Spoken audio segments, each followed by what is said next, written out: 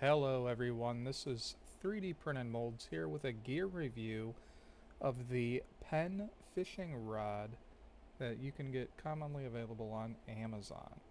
There's a bunch of different manufacturers of this rod on Amazon, but this is the one that I got. You could see many different listings by the no-name Chinese manufacturers of these things, commonly around 20 bucks a piece. I think they're all more or less the same thing as far as I can tell. But this is the one that I went with for this review. The reason I was interested in testing one of these is because this is an ideal fishing rod to take with you if you're going to travel anywhere, say on an airplane, where you're not taking a full-size fishing rod with you, and you might be going to, say, a work event somewhere where you're going to have some downtime throughout that week, and maybe you want to do some fishing while you're out there.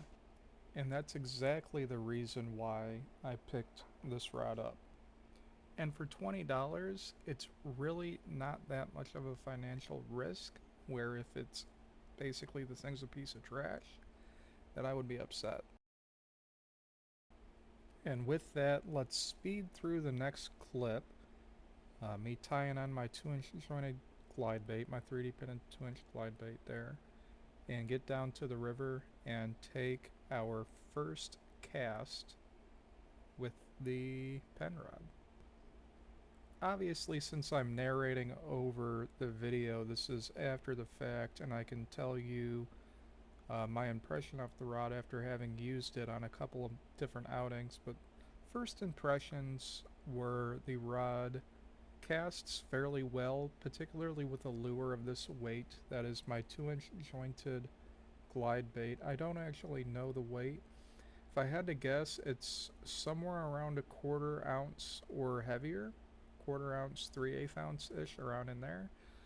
And as you can see, it's handling that pretty well. Being as light as it is, and that lure weight, that's pretty good. Although I did have some issues later on, and we'll talk about that when we get there.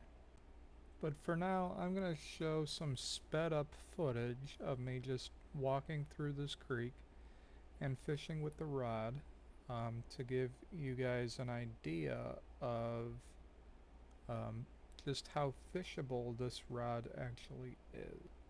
I'm not going to include the video in their full length because truthfully it's not that exciting, but just to show that I was able to go through the creek how I would normally would with a full-size fishing rod and fish my way through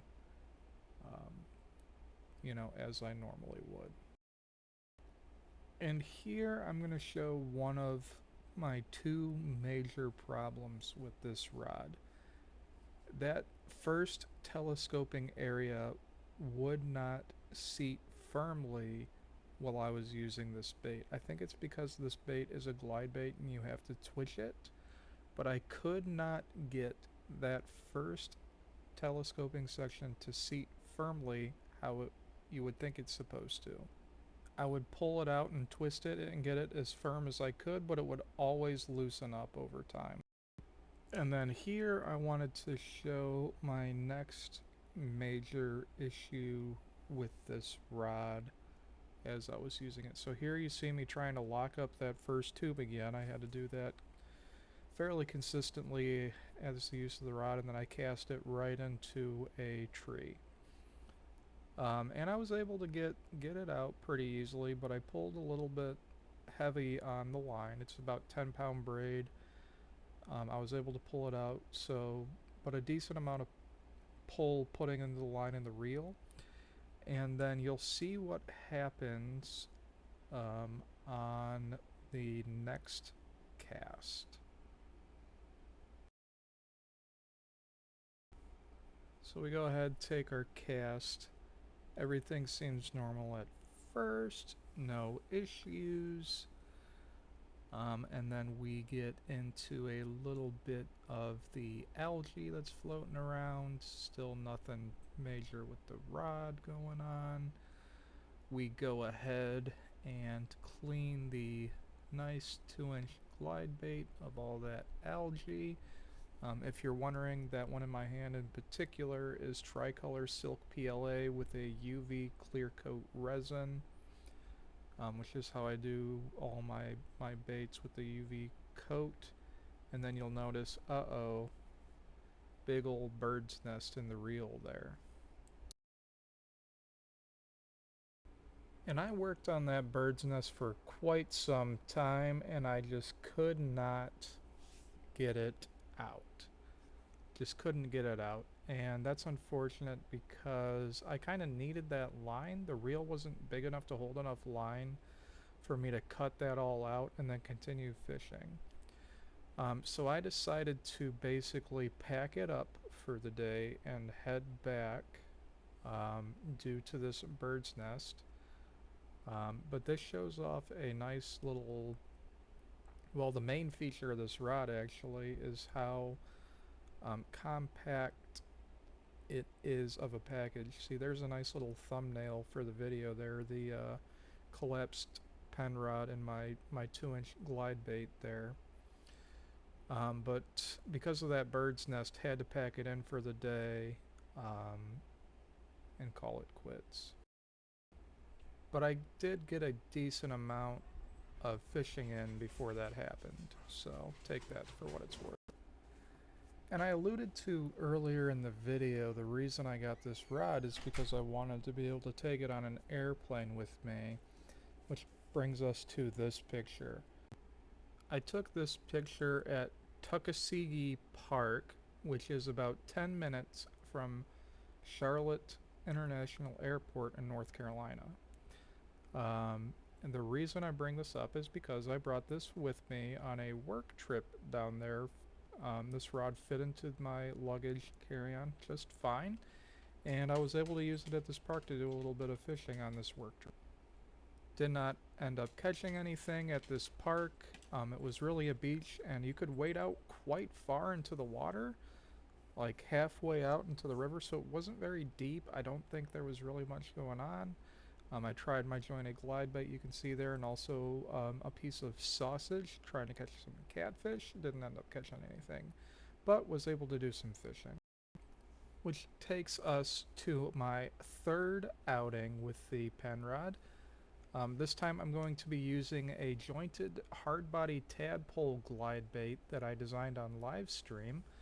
I'll put a link to that live stream here if you're interested in watching all that. It's like a 4-hour live stream going over FreeCAD design and things like that, if that interests you, if you wanted to start doing your own 3D printed designs for fishing lures.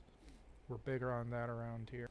We're getting into the middle of fall here, which means the steelhead are running up in the Great Lakes area from the Lake Erie up its tributaries here. So naturally, I decided to use a spring hatch tadpole bait in the middle of fall, you know, match the hatch and everything. I would say the chances that a Great Lakes run steelhead has even seen a tadpole at any point in its life is quite low. But here we are trying to catch a steelhead on a 3D printed tadpole glide bait because why not? And so I fished my tadpole lure up the bank, working my way up the way I normally do, hoping I would catch a curious but maybe slightly under average IQ steelhead to hit this tadpole bait. That did not end up happening, and then the reel decided it would get back up to its old antics with a nice bird's nest, but I was actually able to get this one out after a bit of work, so there's that. At this point, it was pretty clear that no steelhead were going to be interested in my tadpole, so I decided the best course of action was to try to demonstrate the durability of these 3D printed lures by casting it directly into this log in front of me here.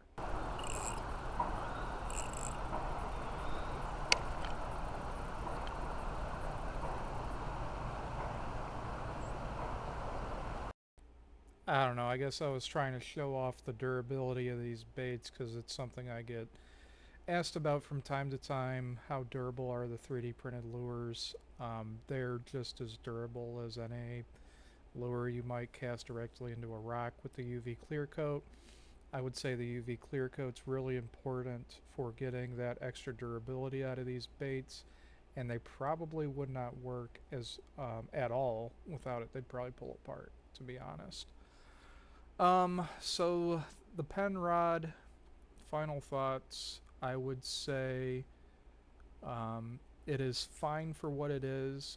I'm going to work on some improvements that I think I could design in 3D print for it to solve the telescoping issue.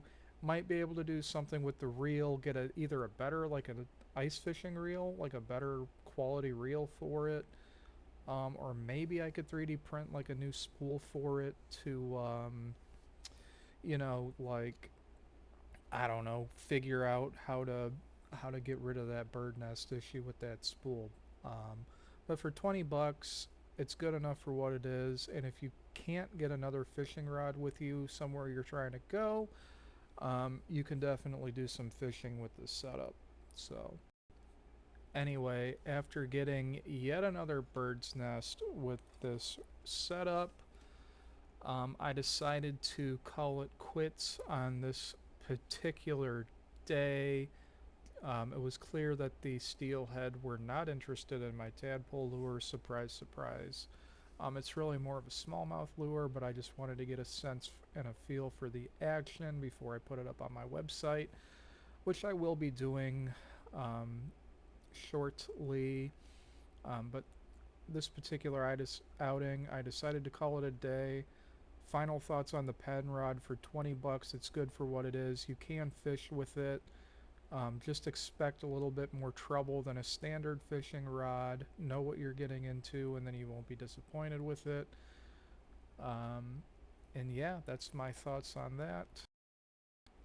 So if you like what I do and you maybe want to try 3D printing lures yourself, CAD files are available on my website for you to download so you can make your own lures.